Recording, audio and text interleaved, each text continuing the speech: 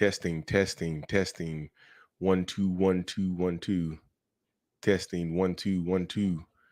Hope everybody's having a fantastic eve. Oh, it didn't went live yet. Is it live? Oh, we are live. Sorry, y'all. We are still learning this thing. We are literally still learning this thing. So, anyways, y'all, what is going on, beautiful people? I am Lee Hammock, and welcome to Waving the Red Flag with your favorite self-aware narcissist, Lee Hammock. What's going on, beautiful people? I am Lee Hammock.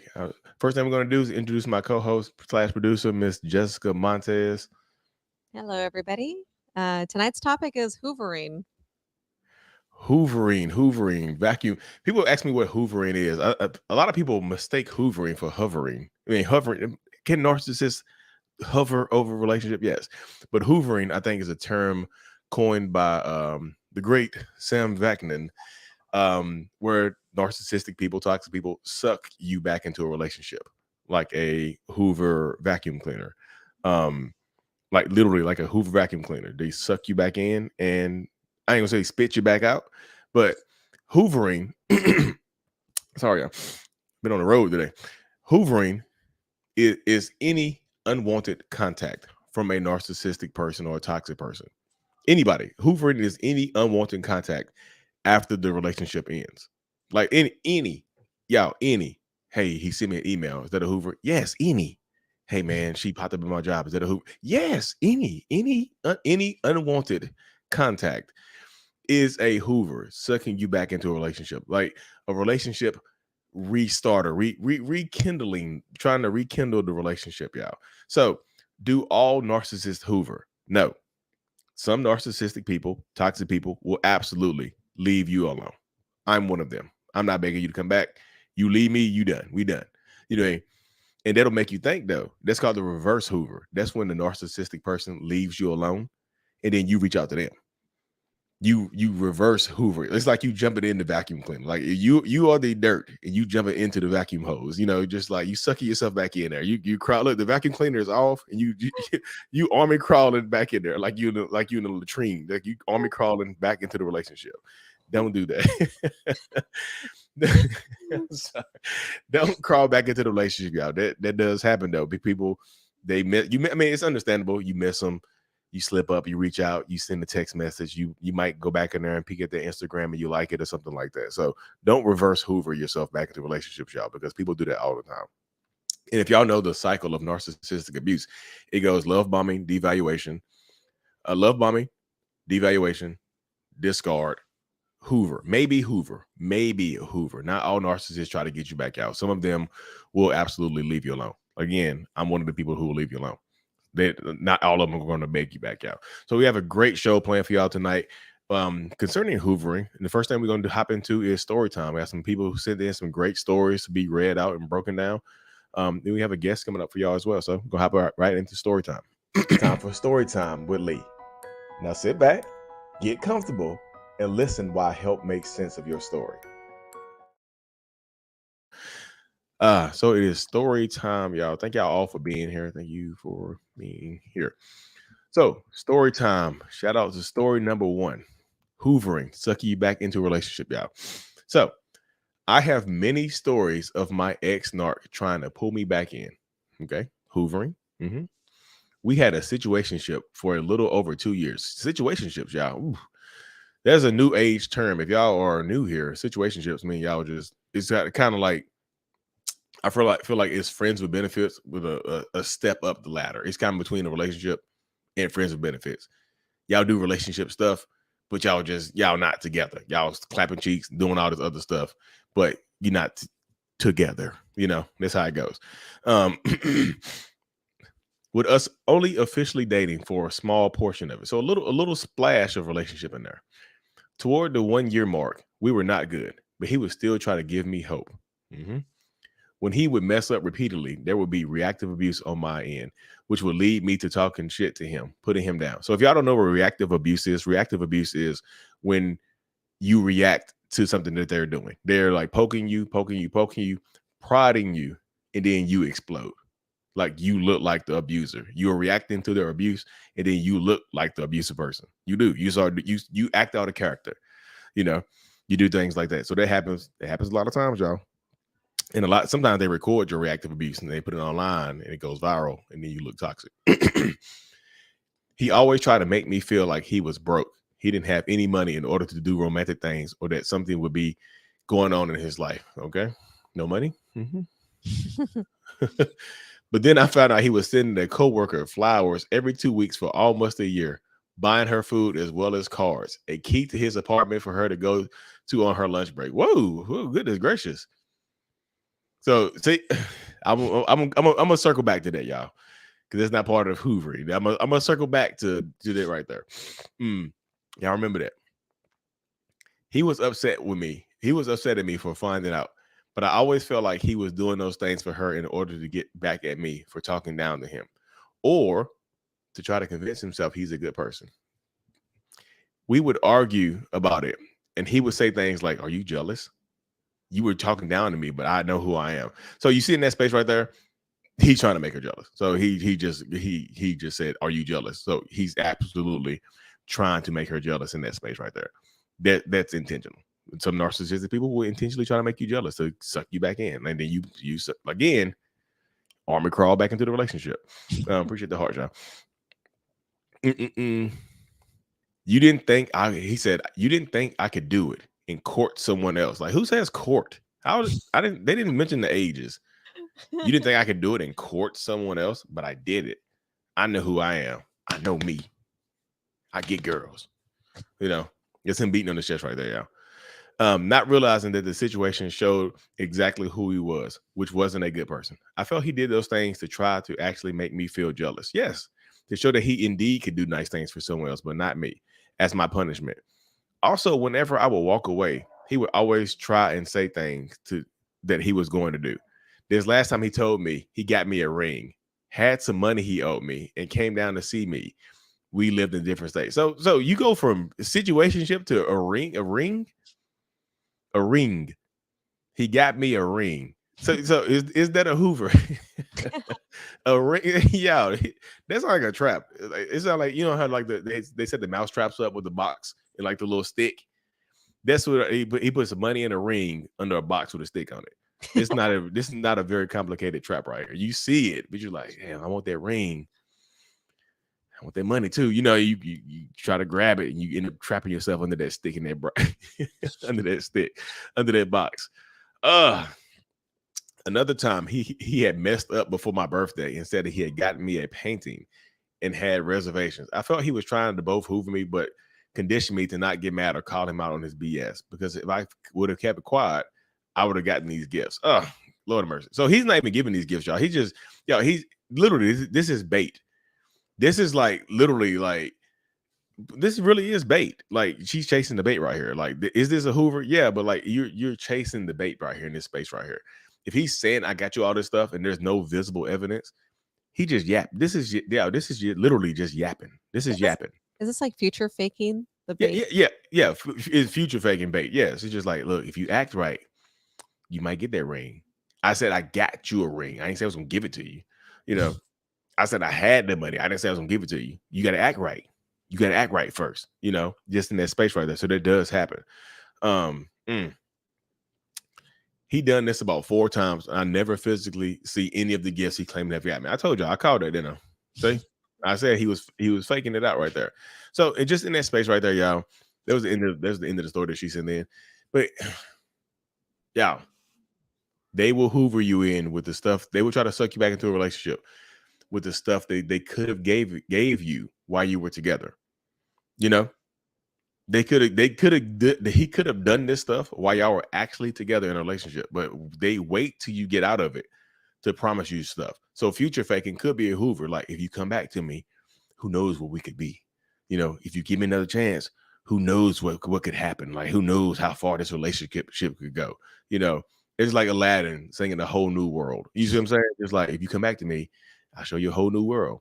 A fantastic. They sell you a dream. You know, so they can use future faking, like Jessica just said, to try to suck you back into this space. But if they haven't showed you any physical evidence, if they haven't showed you any kind of physical evidence that they actually have this stuff, they're playing with you. He was playing with her. Like he absolutely was. And in the beginning, when I told you I was going to circle back to this point. Well, he would do romantic things for someone else, but never for me. Y'all, you teach people how to treat you in this space right here. If he doesn't have to take, or she, whoever, if they don't have to do something to get the cheeks, they're not gonna do it. Why would they? It's not a requirement. If you don't make this a requirement, like, look, we're not talking if we can't do it, we can't have any fun. So we ain't have fun and sleep together. No, you're not. If that's what you're allowing, that's what will continue. You know, the next person might require a date or something like that. If you're not, if there's not a requirement of yours, they're not going to do it. They're not going to go above and beyond if it's not a requirement. Especially in the situationship. So it's just like in this space right here. If you accept this place of just being a type of like a level, a step up from friends with benefits, that's what they're going to give to you. And this is being realistic right there, y'all. So it's just like you got to set the standards for what you will allow in this space, or they're going to just use the stuff that they didn't give you to try to suck you back into a relationship. Hey, I know you said, I know we never went on dates, but if you come back, I'll take you on a date.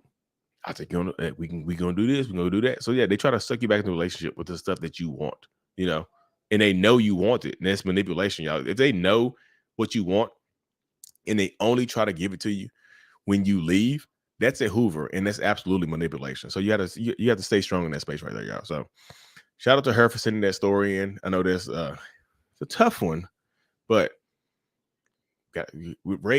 raise your standards. Raise your standards on what you will allow into your life, and you will eliminate a lot of people. You eliminate a lot of people below the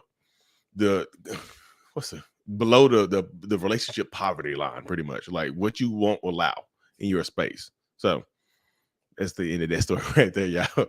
Well, shout out to her for sending that in. Just like situationships are rough, y'all. They can be rough. So don't let people play in your time. They will absolutely waste a lot of your time if you allow them to. So shout out to her for sending that in. I have a question too about that actually. So, when they're saying they want to be friends with benefits, what exactly are the benefits? Maybe ask yourself that. What are the benefits? Typically, the benefits are only to some cheeks, some sex. Right. So is that that's the only benefit. That'd be the benefit. Like show me a friends with benefits that's not centered around sex or money. Is there health care? Do you get health care? If they give you health care, then you you know what I mean. If you get health care from a friends with benefits, kudos to you. Kudos to you. But it's the space to go into, y'all. So like I said, that's the only benefit I've ever heard of in the friends with benefits. Is that y'all clapping cheeks. That's the only benefit. There's something. Oh, sorry. So yeah, the FWBs, y'all. So next thing we got coming up for y'all, we got guest time. Is guest time for the guest? Yes, we do. Well, we have the story first, so we've got her story as the next story time. Okay, y'all. So the next thing we're gonna do, we have a special guest coming up tonight. I'm gonna read her story. I'm gonna get my little tidbits, but then we're gonna bring her on. We're gonna talk about it, y'all. So shout out to her for sending this story in. It's called Abuse and Apologizing. And shout out to everybody on Instagram and TikTok for following, for checking in, y'all. If y'all want to hop over to the YouTube channel, it's at Mental Healness over on YouTube. We putting this stuff on the screen and stuff like that, y'all. So if y'all want to hop over to YouTube, it's the same name over there. If y'all want to send in a story, it's waving the red flag show at gmail.com. It's like I said, waving the red flag show at gmail.com. It'll be on the screen over here on YouTube. If y'all want to hop from TikTok or Instagram to YouTube. So story time, y'all. My relationship started out amazingly well. Well, I thought it was amazing. Apparently that was the love bombing stage. 3 months in, he said he loved me. 6 months. Oh, 3 months. So 3 months in, love. That's quick. It's quick. It's quickish. It's got some speed to it. He's got a little burst. Yeah. 3 months. It's still kind of quick. 6 months of mental emotional abuse started. 10 months of physical abuse started. 10 months physical abuse started. Oh, Jesus. So it escalated. It went from love in 3 months, 6 months of mental emotional abuse, and then 10 months the putting hands on started. So in April of this year, we were at a sports bar, restaurant, and got into an argument. We decided to leave and go home. On the drive home, he had the music up extremely loud. So that's how a lot of narcissistic people will do, y'all. They'll just annoy you with music or just try to silence you, just to annoy you, get on your nerves and things like that by playing extremely loud music and doing things like that. It's just like they'll be singing. Sometimes they'll be scream singing, to music and just sometimes they'll be playing songs that they'll be centered towards, FMBs and stuff like that, I had a headache and asked him to turn it down, but he wouldn't. So I reached over and turned it down. He turned it back up as high as it would go. I reached over again and turned it back down. That's when he grabbed my fingers, twisted them, and bit them backwards. I thought he broke them. My fingers were swollen and I couldn't bend them the next day. Y'all see how abusive it gets real quick over the radio. When we got home, he continued to yell and argue with me as I was collecting my belongings. So they get angry when you're leaving, y'all. So you can't take it. You see what I'm saying? They're just like, oh, you're not gonna run away from this. You're gonna take this verbal, emotional, physical beatdown. When I turned my back to him and walked towards my dog's crate, he grabbed the back of my neck. I turned to try to break his grip. I was now facing him and he grabbed my neck with both hands, applying pressure. He picked me up on my neck and slammed me on the couch. He apologized, saying it wouldn't happen again, so I stayed. So with that right there, y'all, with the hand, I always say, with the hands around the throat, when the hands go around the throat, you're 700% more likely to meet your maker. I'll say it like that. They're 700% more likely to send you to meet God face to face. You and God will. You won't have to pray anymore. Let's just say it like that. And then so I stayed. So that's in April. So in October of the same year, we went out to a pool hall and everything was going great. He started an argument about the Halloween party we were planning for his kids. He got upset with me because the invitation haven't gone out yet. The invitation were his responsibility, by the way. I told him I wasn't going to argue with him in public and I would wait for him in the truck. The ride home was completely silent. Yeah.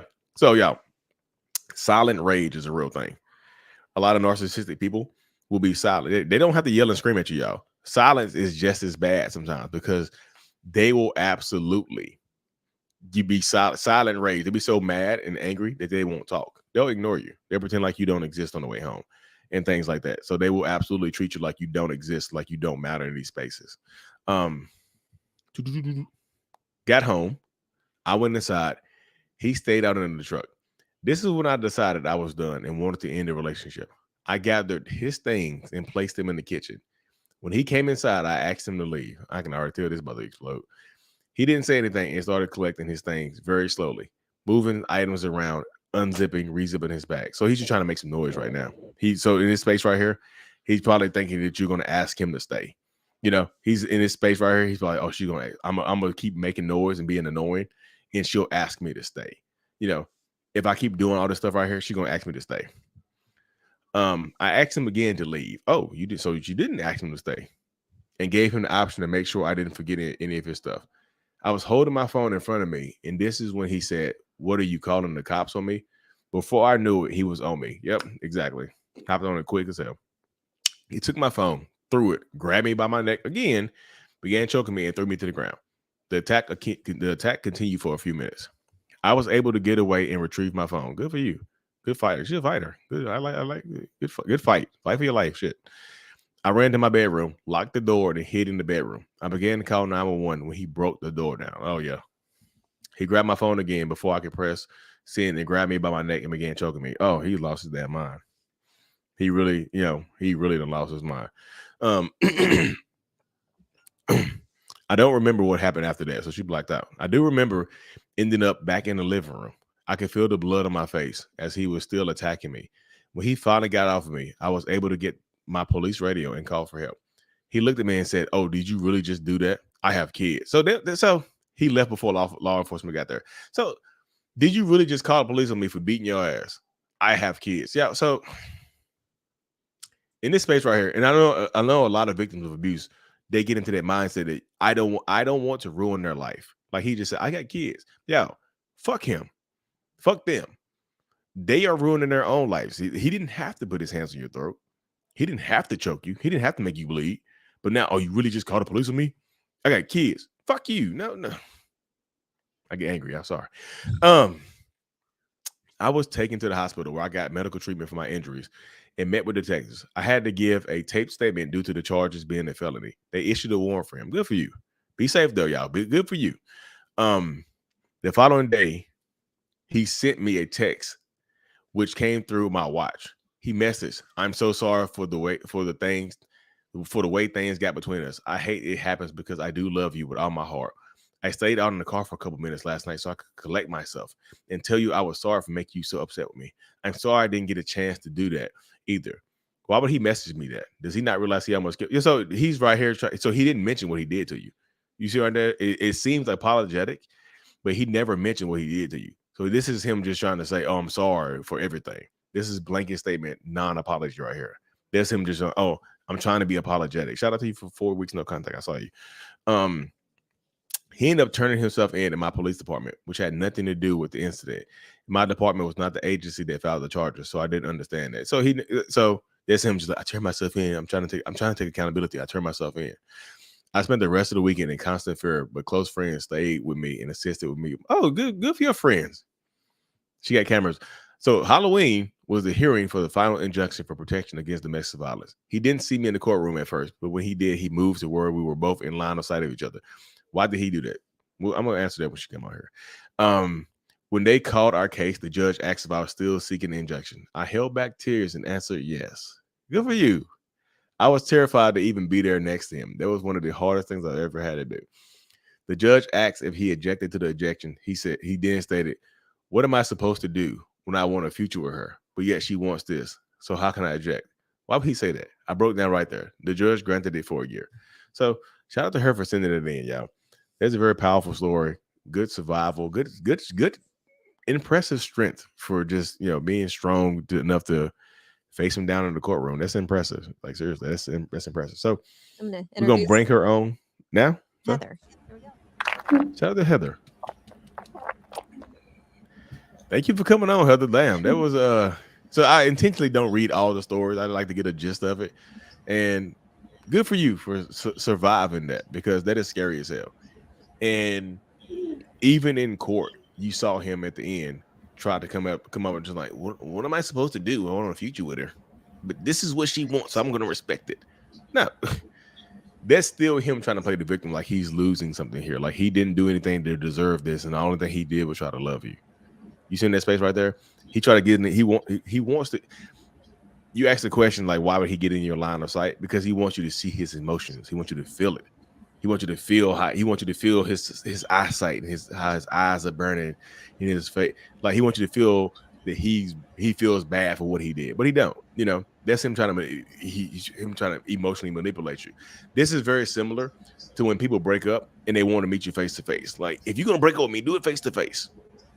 Do it face to face so I can see, so you can see my face. They wanted to see you. They wanted to see you face to face, so that you can see how hurt they are. But they're not hurt because of what they did to you. They're hurt because of being held accountable and things like. I'm glad he can go to jail. That's kind of wild to me. He didn't get locked up.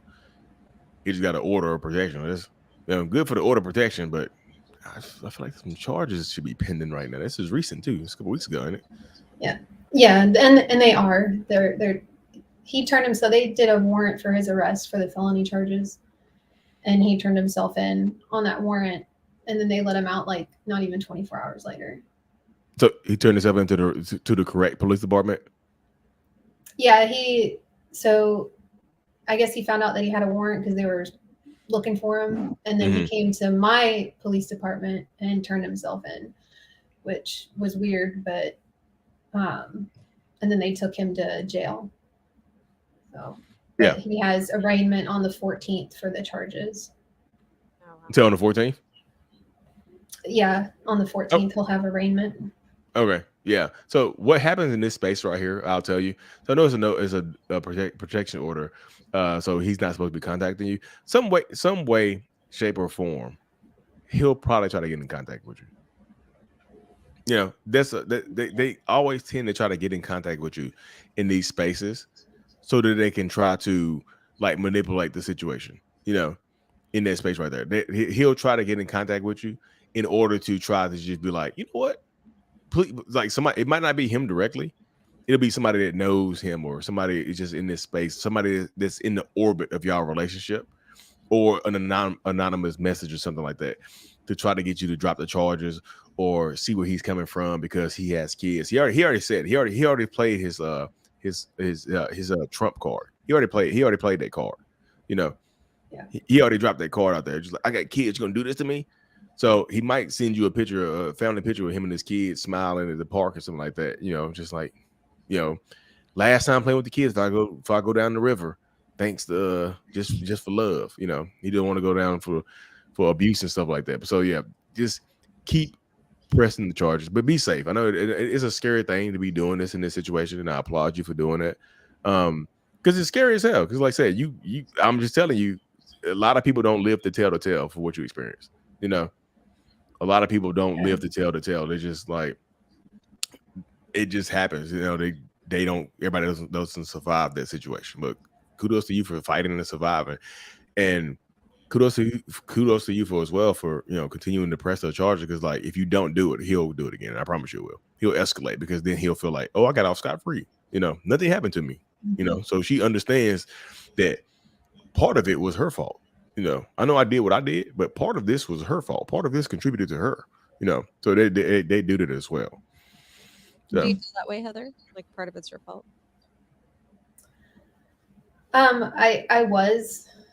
It's been a roller coaster of emotions, but yeah, like you start thinking, you know, well, what if I wouldn't have said this, or what if I would have just, you know, gone along, you know, with whatever. So, but I'm slowly getting out of that, you know, mindset, because what he did was wrong. He would have killed me that night. I believe that wholeheartedly if I wouldn't have gotten to my radio.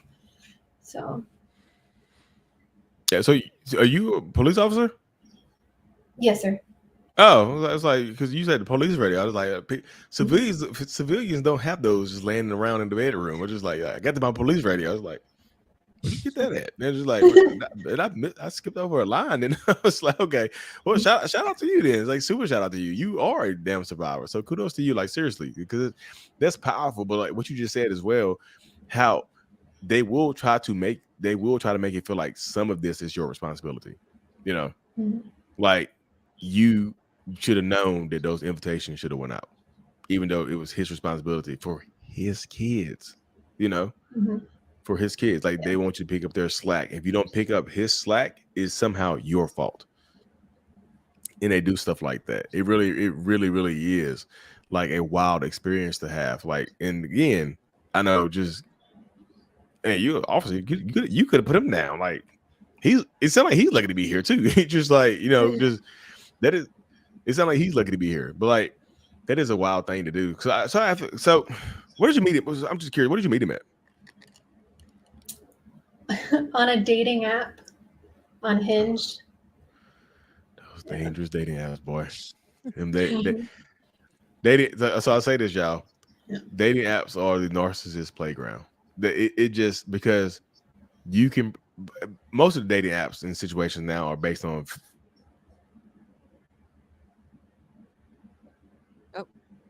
May have lost him for a second. We're having some internet connection issues. But yes, the dating apps are oh, here we go. Okay, you're back now. Here we go. Okay, sorry. So yeah, the dating apps are the narcissist playground because you can pretend to be whoever you want to be on there. Like I did a one-on-one with a woman a couple of months ago, and she got back on dating apps recently, and she saw her narcissistic ex on there. You know, his dating profile said, looking for a kind, emotional woman to meet this emotional man halfway. Just. Oh. We lost another connection. We will probably be back soon. Yeah. Oh, I got changed to the mouth. Mm-hmm. Yeah, it's a lot. Sorry, y'all. Yeah. He was on the apps saying he was looking for a kind-hearted woman. Yep, another connection disconnect. But yeah, they're also watching your profile to see what you post and to be able to prey on the information that you put out there for them too. So dating apps are very, very dangerous. So watch what you're putting out there too for them to be viewing and reading and learning about yourself. I think you're back now, Lee. I see. Yeah, I'm back now. I'm just texting people to log something off the Wi-Fi. It does what I see. It keeps cutting out. Sorry, but yeah, because you can pretend to be over whoever you want to be on there. Like you can literally become a new person. Like I said, the woman I talked to very, very recently, her ex is on there looking for an emotional woman to meet him halfway, and he was emotionally like a horrible person, like literally very similar, like putting his hands on her and just like looking for somebody who can handle me and just meet me halfway. I'm kind-hearted, I'm emotional. They put what you want to hear. They literally put, they don't put who they are, they put who people think they want to, they put what they think people want to read. You know, they put what they think you're looking for. Now they are, you know, so just the dating app situation is wild. And how long was the relationship? How long did it last? Almost 2 years. Oh, 2 years. So you said 3 months in, he said, "I love you." So did you feel like that was kind of fast? Yeah. I was a little on the fence about that. I was just like, so 3 months. 3 months. It is speedy. It is kind of speedy. I was like, okay, 3 months, because normally, and I've seen this in a couple of studies, it takes about 90 days to get to know somebody for who they really are, you know. So it will make sense that he would say "I love you" 3 months or before, just so he can get that out, you know. So he could after that he started to reveal his true self, you know. Just like after the 3 month mark is when the kind of mask started coming off, and then started becoming whoever he, you know, wanted to pretend to be. Mine said "I love you" after 5 days. Wow. That is a very unique. Wow. So there's another question you had on her too. Let me put it back up real quick. You have any questions for me, Heather? Not that I can think of. Hold on, because I think you've already answered it. Which was why why he looked at, or why he made eye contact with in the courtroom, right? That was one of them. I think there was another one.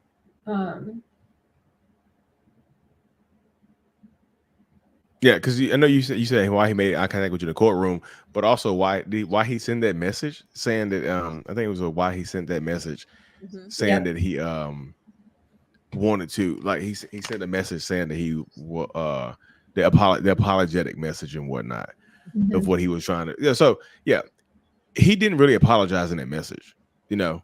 In that message, it seemed like he was just trying to get you to feel a certain type of way, to take accountability for what actually had happened, because he tried to play the victim. He said, I sat in the car for a little while to cool down because I wanted to apologize to you.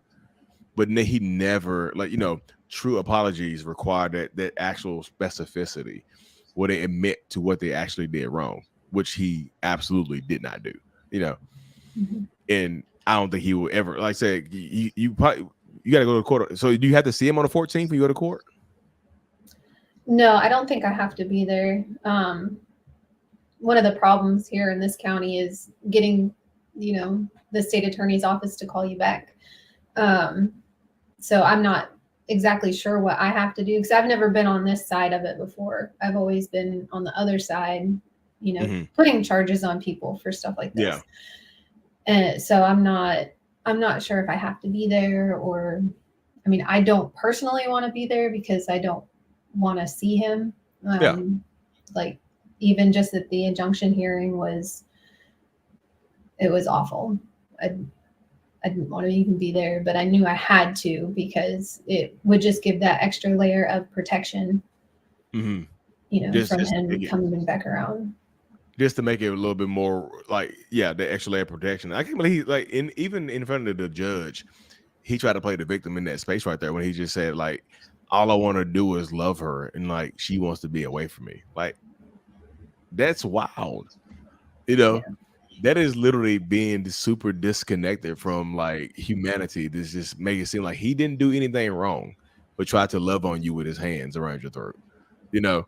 And you and the fact that you blacked out is saying it says a lot right there, you know, because like it's like he's going to stick to his. I promise you, he's going to stick to his story. So don't be surprised if when you go into court back and forth, if he tries to make it seem like you hit him or you abused him or something.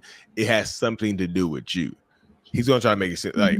Don't be shocked if he tries to make it seem like some reactive abuse situation happened. Like he was only reacting to something that he was only reacting to something that you did to him. Like I was defending myself, or she did this, or he might use your career against you. He might try to use that against you. He might try to be like, oh, she's employed here, so she did this to me, and I had to defend myself.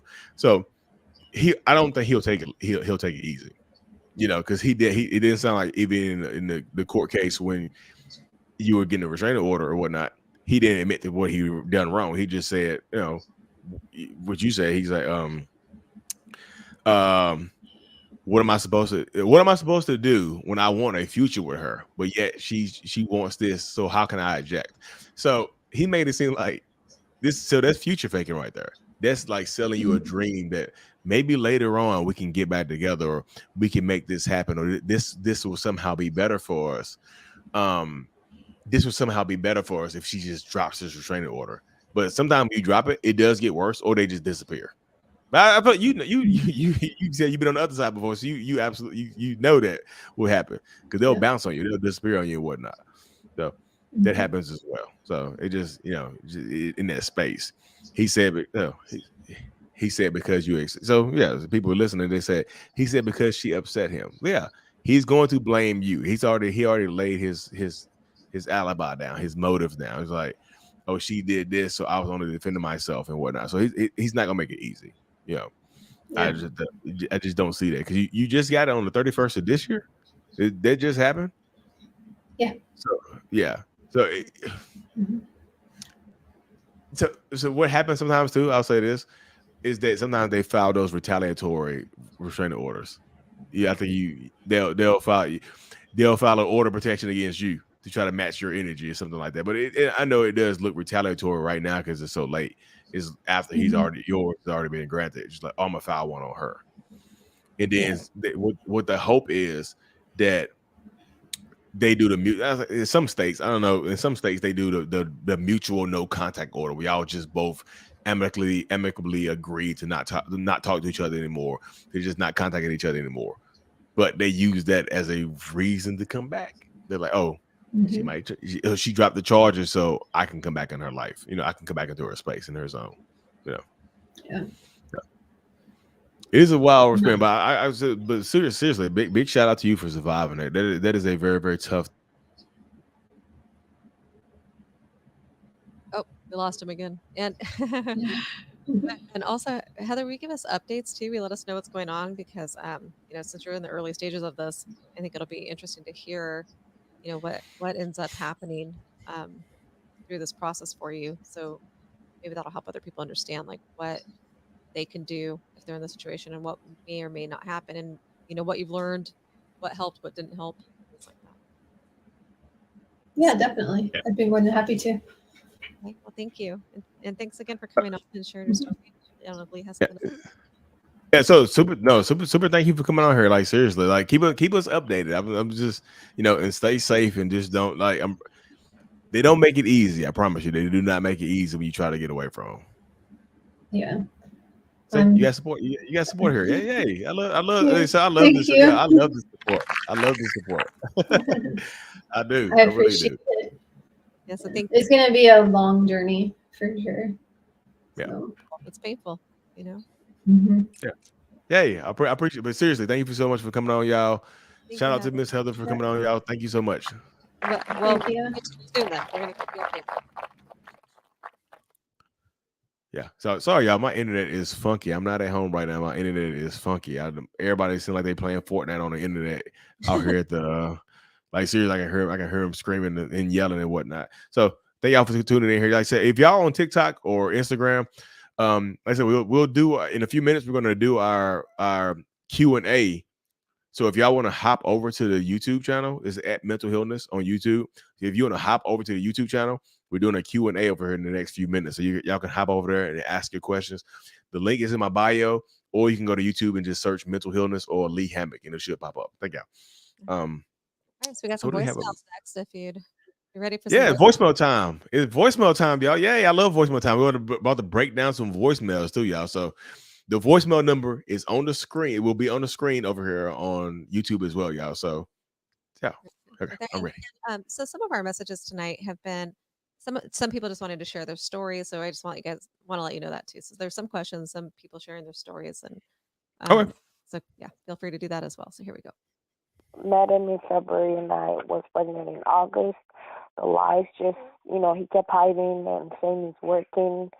So that's why I would not see him as much. I didn't know that he had a whole life with another woman that he claimed to be helping. But then, long story short, I found out that she was also pregnant and have a baby for him while I was pregnant. I was 3 months pregnant when I found this out. I saw a baby picture on his phone, and he denied it, and then later on came clean and said it was a mistake, and also that God sent him to the woman because she's 40 plus and she couldn't have a baby. But I had my eyes open, and one time I found the phone, and I saw all the serial dating app that he's on and cheating, and find out, he has multiple baby mamas. No contact. I'm not even allowing him to see the baby. I told him if he wants to see the baby, he can let me know. Email me, and I can meet up at a restaurant or like a, Wendy's or one of those places. But he's never done that. He wanted to be coming to my house to see, have access to me, and I said no, because again, when I came out of my 13-year plus relationship, I learned about narcissistic people, and I know that they do not change. So, I just kind of take my L, and I'm living my peaceful life, healing, and moving forward in life. Thank you. So I'm not laughing at her, y'all. I'm laughing at what he said about so he cheated on her with somebody else and got somebody else pregnant, right? He said that God sent him to cheat on his partner with a 40-plus-year-old woman because she couldn't have. She had been struggling to have kids, so God sent him into her life to get her pregnant. Boy, He's like Jesus squared. Yeah. It's just like, God said to sow my seed, and I sowed it. You're not really mad at me. You mad at God, So if you're angry with me, pray on it. If you're so mad at me, pray harder. God got you. You know what I mean? In that space right there. But that does happen here. So you also hear this is how a lot of them, definitely in Nigeria, man. A lot of I saw that. What happens a lot of times in these spaces, there, y'all, is that if y'all have kids with narcissistic people and y'all break up with them, in order to try to hoover you back in, they'll try to come to your house to watch the baby. They will refuse to be in your kid's life unless they can come to your house and watch the kid. It's just like they will literally. That's probably one of the wildest excuses I've ever heard right there, y'all. God told me to do that. A lot of narcissists are bisexual. So not a lot of narcissists are bisexual. Or some narcissists bisexual. Yeah, not a lot. Some, yes, not a lot. But yeah. So shout out to her for sending that voicemail in. Just be careful because they will absolutely just try to see the kids at your house and not just go anywhere else. So thank you for sending that in. Hey there, Lee and Jessica. I have a question. On a first date with a gentleman that I met a while back, told me in our, just getting to know one another, that he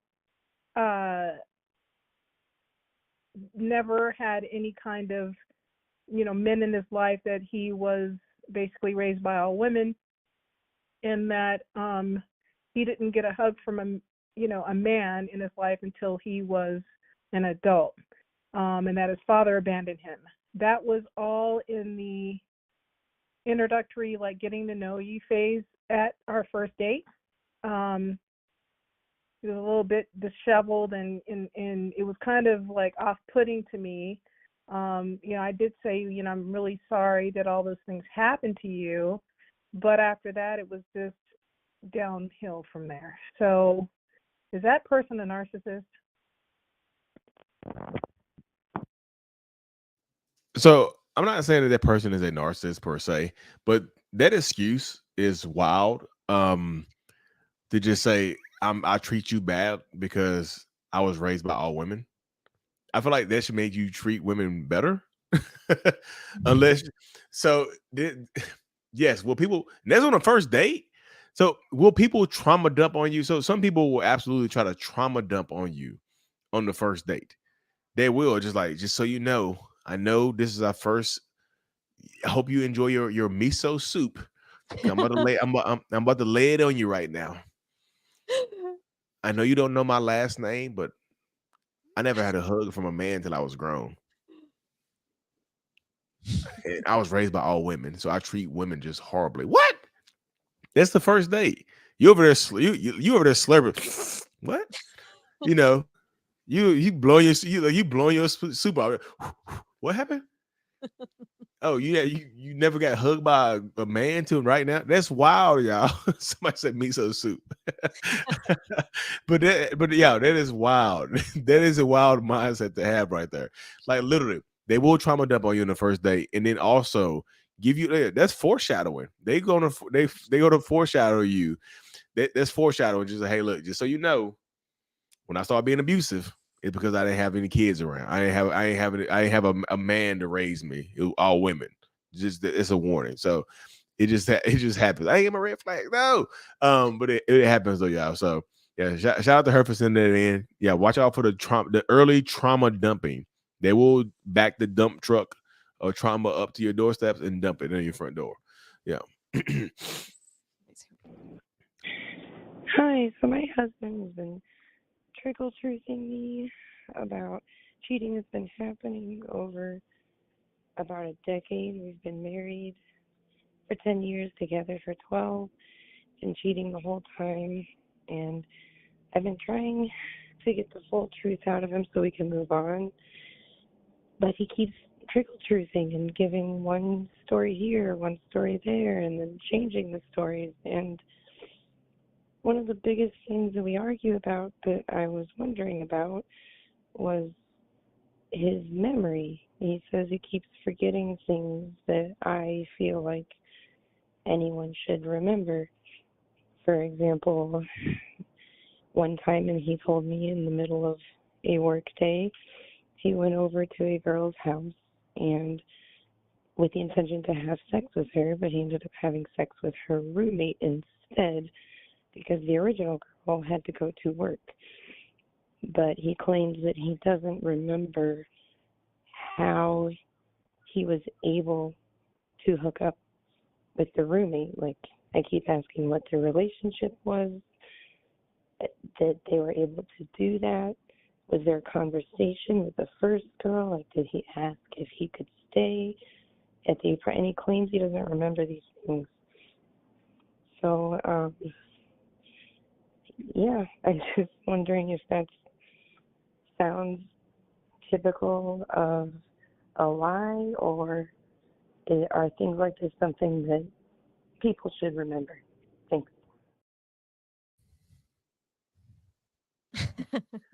I took my glass off for this one, y'all. So drip. So give me one. Look, you get one drip of cheating, and you got to fucking bounce. Like no, like if you. So you've been cheating for 10 years. You never like. He's never going to tell you the truth. Why would he? The truth does not benefit him here. Why would he tell you the truth? You know what I mean? No, he does. No, he doesn't have amnesia. He knows exactly what happened. He can remember fucking a roommate, but can't remember how he did it. You know what? I just cannot remember how I slept with that girl. Just weird. I went over there to sleep with this one girl. So he already told you he went over there with the intention of cheating on you with one person, but fuck somebody else. No. You don't. Yo, you know the truth. You know you've been cheated on. You have to act on it. So now it gets to this point. This is gonna sound harsh, but you can't blame him for being him anymore. You really can't. This is on if because you can't blame him for being him because he's not going to tell you the truth. He don't have amnesia. He knows exactly what he's been doing. It's just like, how did you get over to that girl's house to cheat on me? It was just like, I don't know. I just went over there and just woke up, my pants were down, and I had a condom on. I don't know what happened. Like, I don't know. I don't have no idea how I got that condom on. Just know he knows. He just don't want to tell you because, like, why would he tell you? He don't have to tell you because I feel like you kind of made it. You've made it known that you're not going to leave him unless he tells you the full truth. So why would he tell you the full truth if he can get all of the benefits of a relationship and still go ahead and cheat? And that's just be being realistic. After you know who they are, you can't blame them for being them, y'all. You can't blame them for being them anymore. Like, you know who he is. Like, he's a cheater. Like, you can't blame him for cheating now. He's like, you have to act on it. What are you going to do now? What's your reaction? Like, he gives me drip truth. He told me he cheated on me, and that's all I know. Like, why do you want to know the graphic details? Like, are you writing a romance novel that you need? Why do you need the graphic details? Like, you don't need a confession when you know the truth.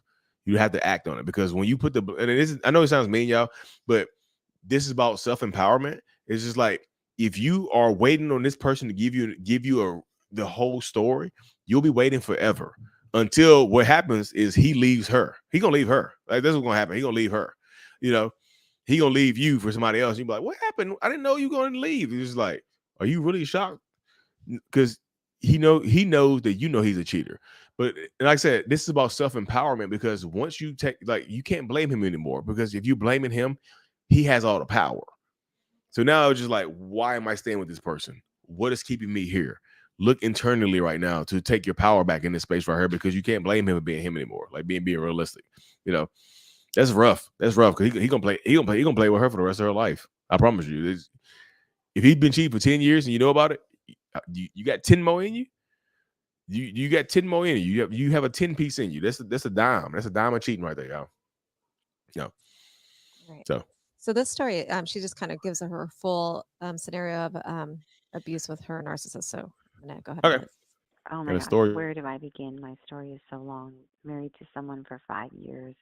Love bombed me at first. I thought this was my soulmate, and we were blended family. And then the devaluing started when there was problems, especially with his girls, and it just went down from there. He is definitely narcissistic tendencies, and he cannot take accountability for anything he does. I even got sick during our marriage, got cancer, and he would call me names. He would belittle me. There's so much I could go into, but he is just definitely all about ego, his image, his girls that he has. That's his image too, is an extension of himself, and it's a very meshed family. And I became the enemy. And when I met him, he had an ex-wife who he had called a psycho. That should have been a red flag for me. And then telling me that she was like a terrible mom, she was horrible, and she had moved away to a different country, and now I know why. He was physically abusive with me, hit me 3 times, mentally, majorly abusive. And anytime I would try to bring things up to him that bothered me, it was like, you're the problem, you did this, you did that. He was so good at mental gymnastics, unbelievably good at manipulation. And over time, this mental abuse, you start believing that you are the problem because the things that they bring up are relevant and things that maybe you have done in the relationship. But it was just crazy. My kids became afraid of him. He was like, would throw things. He would punch walls. I just told him it's over. Called me 110 times, called me 55 times. He's definitely obsessive and has me concerned because he has a gun and there's been stuff like that. So yes, it's a lot, and I'm just on the other side of it. Thanks for listening.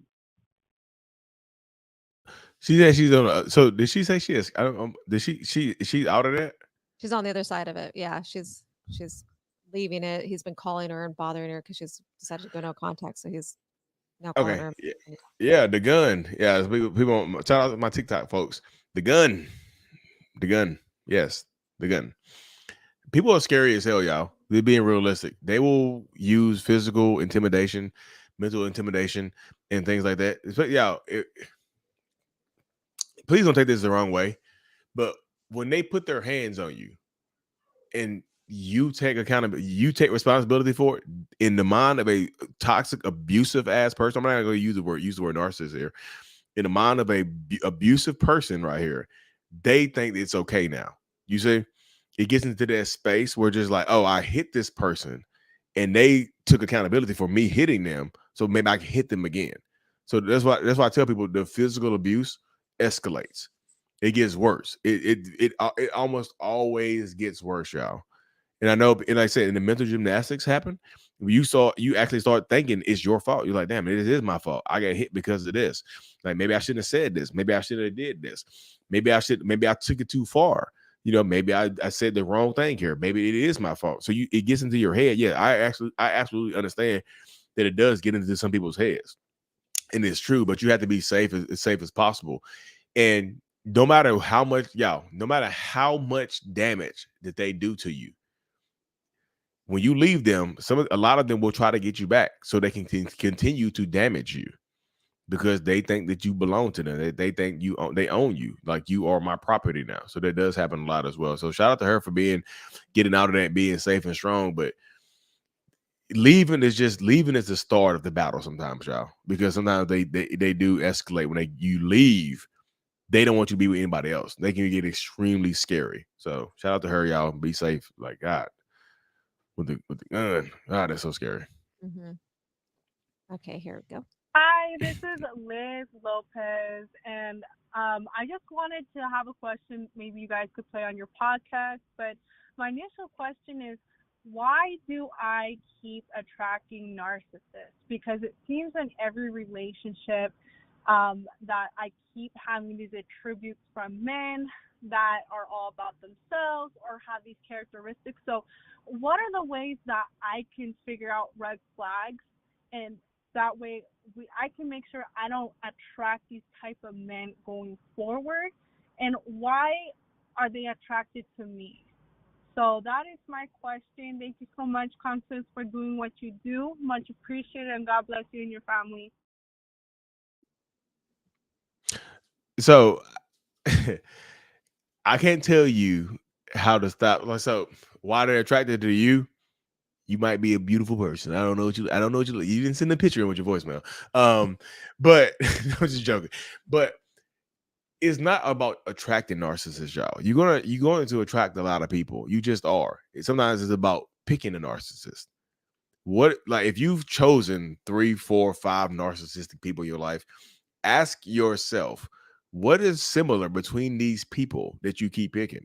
Because you're going to attract narcissistic people. You just are. You know what I mean? You really are. It might be their confidence. Like somebody on TikTok, somebody YouTube, or somebody on Instagram. So yeah, you might be attracted to their confidence, their bravado, whatever it is. Like, what is it about this person that you are attracted to? I feel like this is when you got to look internally. This is when you got to turn the mirror on yourself. Like, what is it about me that I'm looking at these people? They might be charming as hell. They might stand out in the crowd. It's just like you, and that be the narcissist. You like duck, duck, duck, duck, duck, narcissist. Like you playing duck, duck, goose with a narcissist.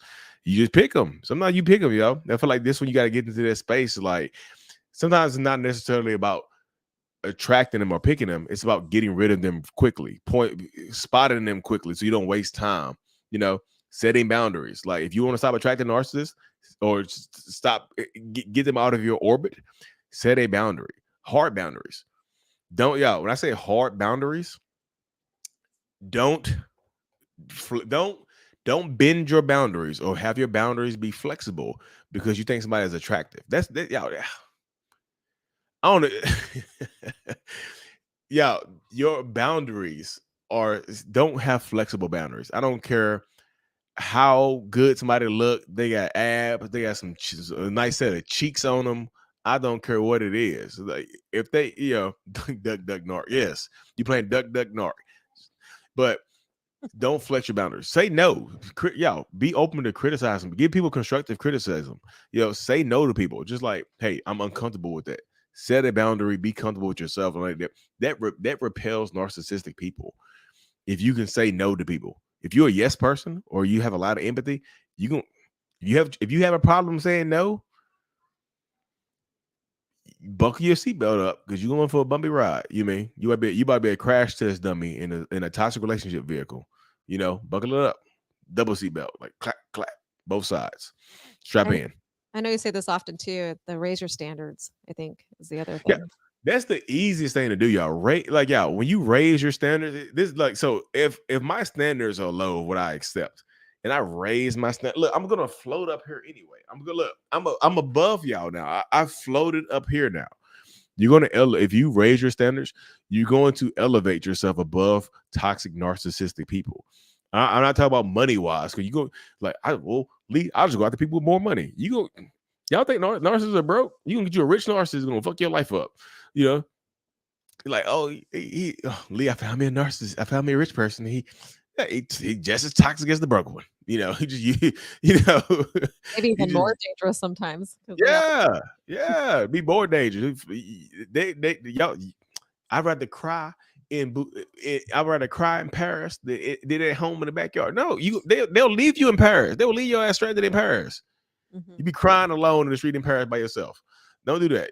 It happens. So just be careful regardless. Just raise your standards, y'all. Like, seriously. Well, that's all the voicemails for tonight. Maybe we could do some rapid fire. We got a lot of rapid fires tonight. So we're about to do a rapid fire Q&A over on YouTube. So if y'all on TikTok watching or Instagram watching, thank y'all for tuning in. But hop over to the YouTube. Hop over to the YouTube. And we'll try to get some questions. I gotta put my glasses back on. I took them off earlier. I put them back on. Thank you, Sarah, for the super sticker. Yeah, Sarah. Shout out to Sarah for the super sticker. Appreciate it. Thank you for supporting the channel. And she became a member. Double thanks. Mm-hmm. Double thanks. Shout out to Lloyd's Creations for joining the YouTube memberships as well. We have some more members join. Okay.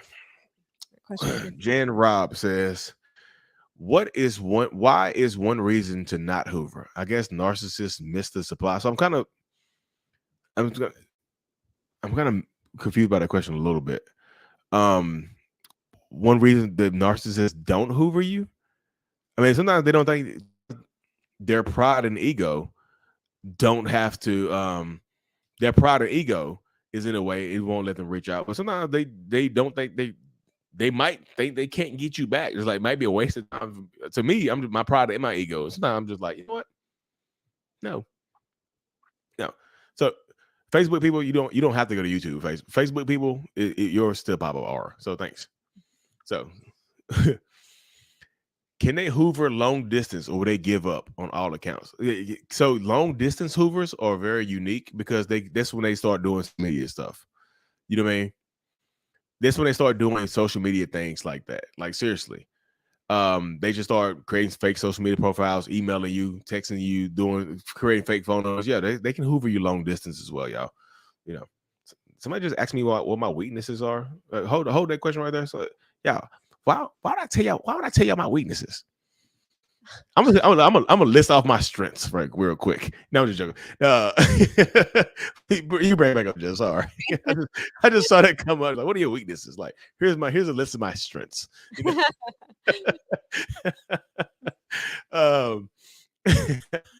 Do narcissists resort to outrageous lies to harm the ones they don't like or envy? Yeah, I mean, yes. This typically people will refer to that as a smear campaign. They will absolutely lie to ruin your life. If you hurt my feelings, I will try to ruin your life. That's how it goes sometimes, y'all. Seriously. Kaylin Longwood, she says, my ex, just because I yelled at him at a concert, he left me at the concert, went to my house to get his shit and left. WTF, and now he's giving me the complete silent treatment. What does this mean? In the past, he did the same thing where he would leave and the relationship didn't come back. This has happened so many times. Why does he do this? First of all, he does it to teach you a lesson and being realistic, y'all, because you allow it. Yeah, this is what you allow is what will continue, y'all. If he can leave and throw a hissy fit, go get his shit and dip, and then come back later, he's gonna keep doing that. Why wouldn't he? What you allow is what will continue. When you stop allowing it, it won't happen anymore. I promise you. We're just like, hey, look, if you get your shit this time and leave, don't come back. I think she's playing with me. And then, baby, I'm ready to come back home. doo-doo-doo. We're sorry. The number you called had been disconnected or no longer in service. If they hear that, let them talk to Verizon. Let them talk to Verizon or T-Mobile. Let them talk to the operator. They're not talking to you. I'm gonna call this girl real quick. Doo-doo-doo. We're sorry. The number you connected is no longer in service. Let them talk to your phone service operator, not you. That reminds me of, for some reason, that video you made where you jumped the fence. It's like, I think the narcissist workout. You like jump the fence, and then you come back in. You sure you won't break up with me? Yeah, I remember that. Oh, made me laugh. All right. Yeah. How do I get my narc back?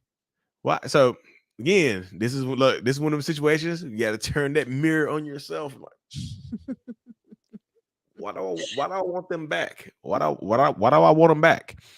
Ask yourself that question right there. Why do you want them back? Because if you in an abusive relationship, you have to ask yourself, why do you want to go back into the abuse? You know what I mean? It's just in that space right there. So I do I understand wanting your ex back? Yeah, I definitely understand it, y'all, because it's okay to miss somebody that treated you badly. That's understandable. This is not me trying to judge you and just be like, oh no, don't go back. Ask yourself, like, what are you looking for if you go back? You know what I mean? What are you looking for when you go back in that space right there? So look that mirror, flip it on yourself, like mirror on the wall. Why do I want to go back into this toxic relationship? Ask yourself, seriously. Yeah, I didn't see that question. They were like the same question, so I was throwing them up there at the same time. Is it worth being with these people? Oh, is it worth it being with these people? I feel again, y'all. I feel like that. Is it worth it for you? You know what I mean? Is it worth it for you in that space right there? Is it normal on narcissists to mix the original story? So yes, y'all. They will mix in little bits of the truth.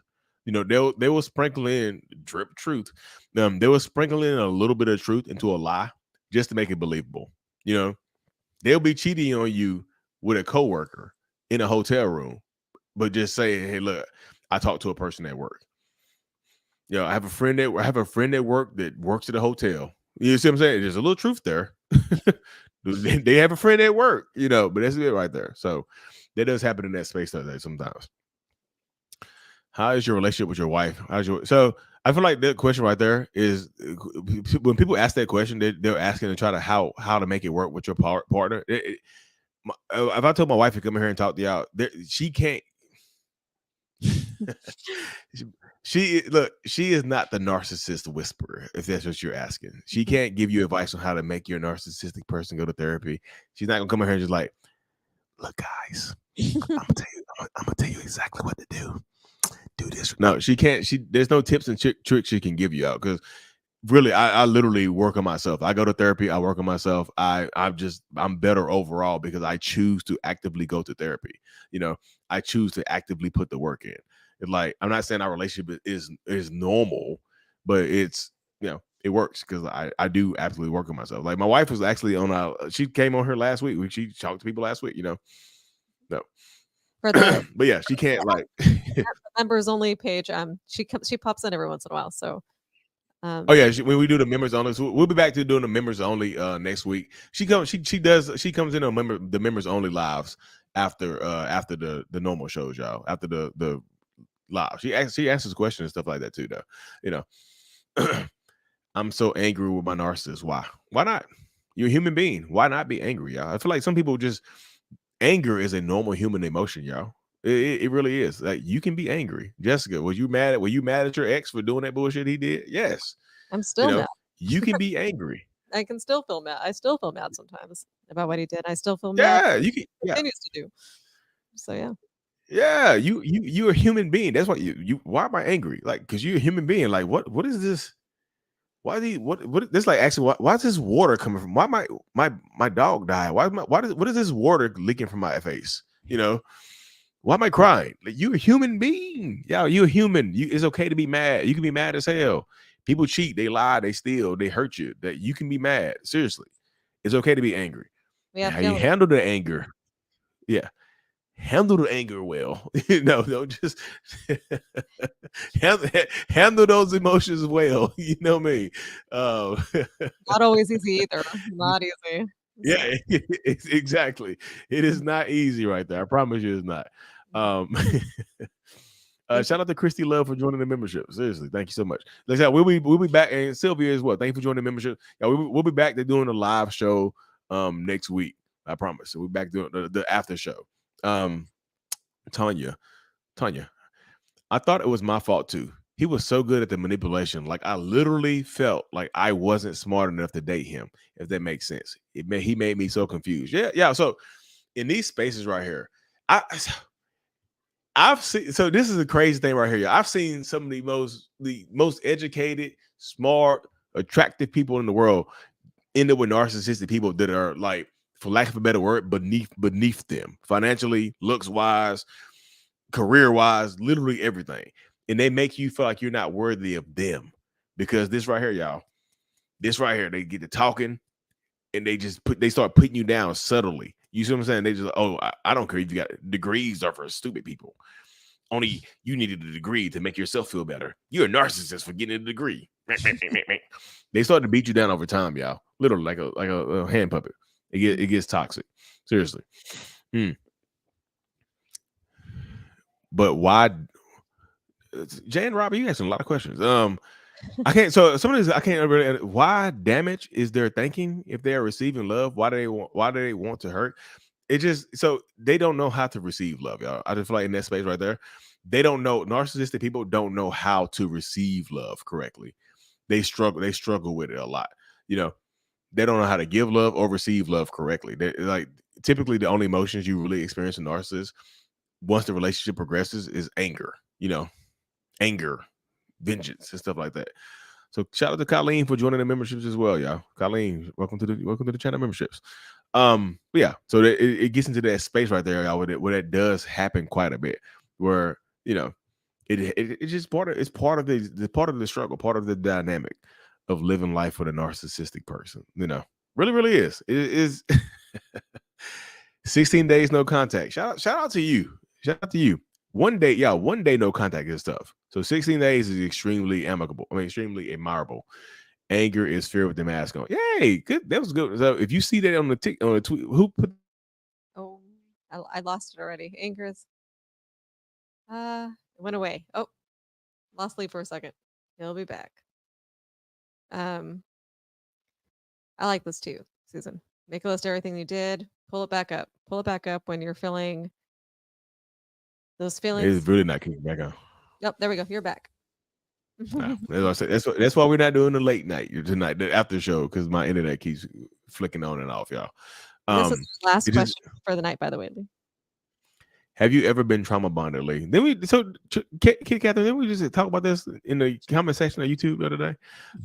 So so can narcissistic people be trauma bonded? So if narcissists can be trauma bonded, I would say yes, I was trauma bonded to somebody before, and I was trauma bonded to another narcissist. Yeah, my narcissist versus narcissist story will be up on my YouTube channel this week. It's actually this week. The video is coming out this week.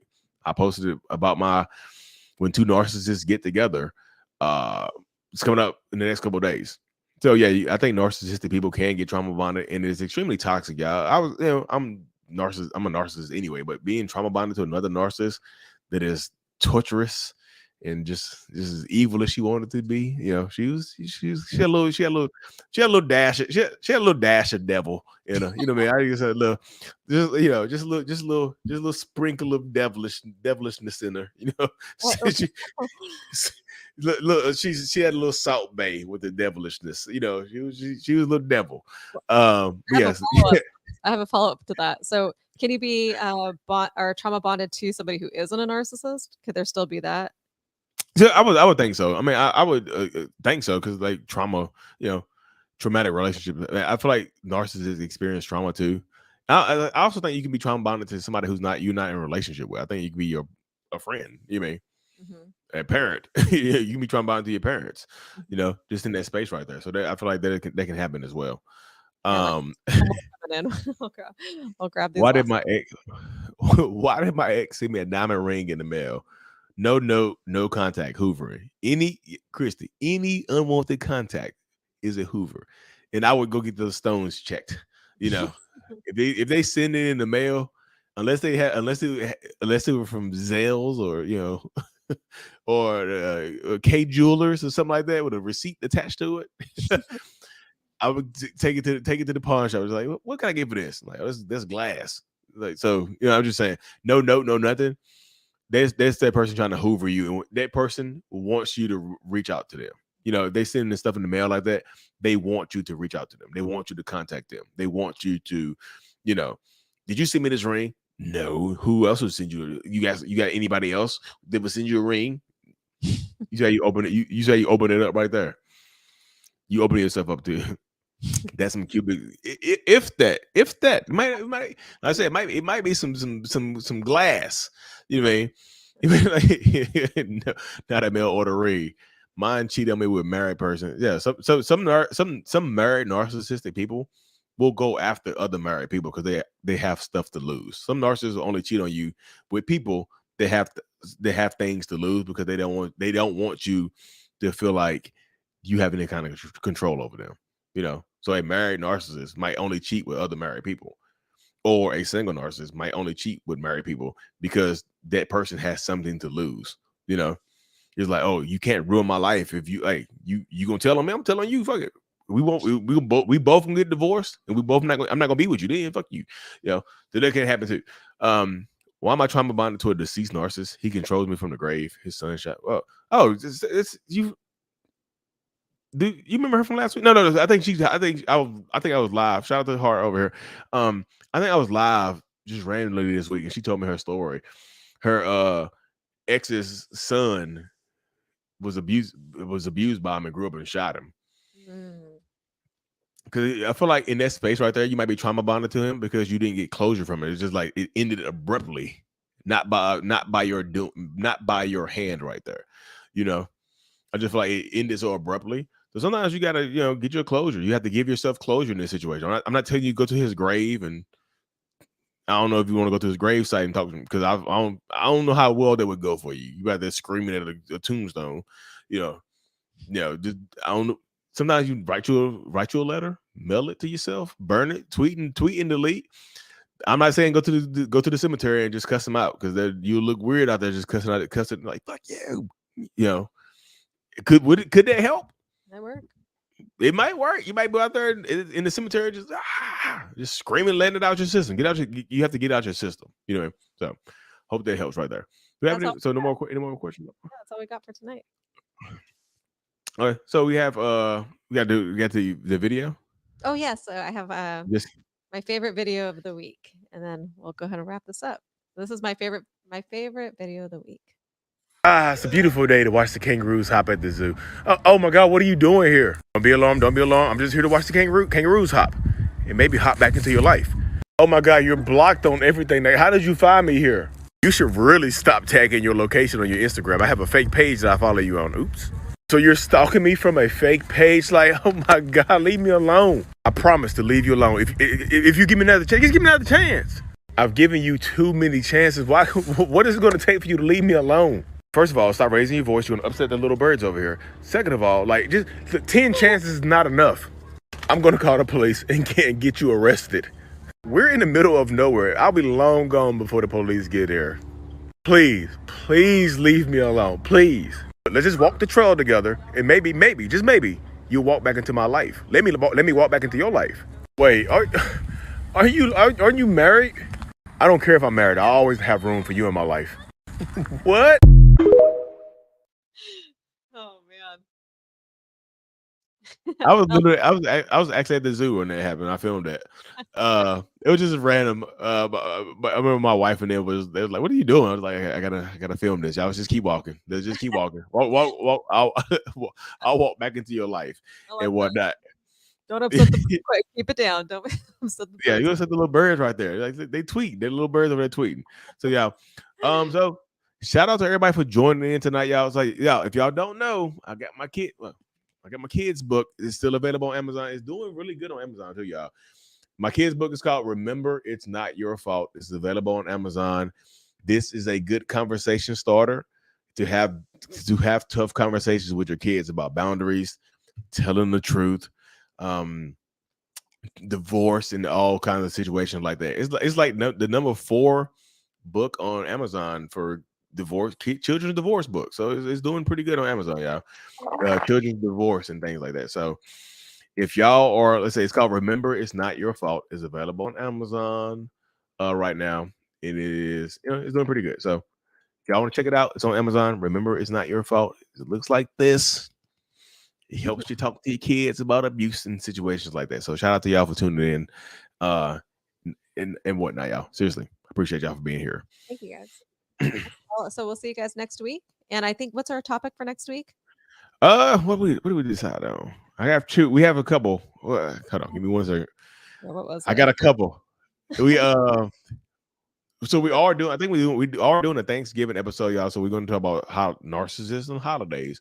That's one that's coming up, y'all. Narcissists around holidays. So Thanksgiving is coming up. Please send in your story on how a narcissist ruined your Thanksgiving. If you guys will send that in for it won't be next week, but it'll be the following week for Thanksgiving. That would be great. Ready to go. So next week we have narcissist and a lack of empathy. That's right. So narcissist, lack of empathy. How did the narcissist show you lack of empathy in your relationship space? How did that manifest itself? So if y'all want to send in a voicemail, you will send in the voicemail to 855-432-5637, or you can send in your story to wavingtheredflagshow@gmail.com. So waving the red flag show at gmail.com, or let's say you can leave us a short voicemail at 855-432-5637. Send it in. We'll break it down next week, y'all. Same time next week, 6 p.m. Pacific time, 9 p.m. Eastern Standard Time. I'll be back at home, so we will be doing the after show next week. I'm pretty sure my wife will hop on there and do a little Q&A in the after show next week. So for the channel memberships and whatnot, y'all, for channel members and whatnot. So it's called Club Lee. So Club Lee. We party. I'm just here to party. But seriously, y'all, thank y'all for tuning into another episode. I truly appreciate y'all. See y'all next week. Waving the red flag with your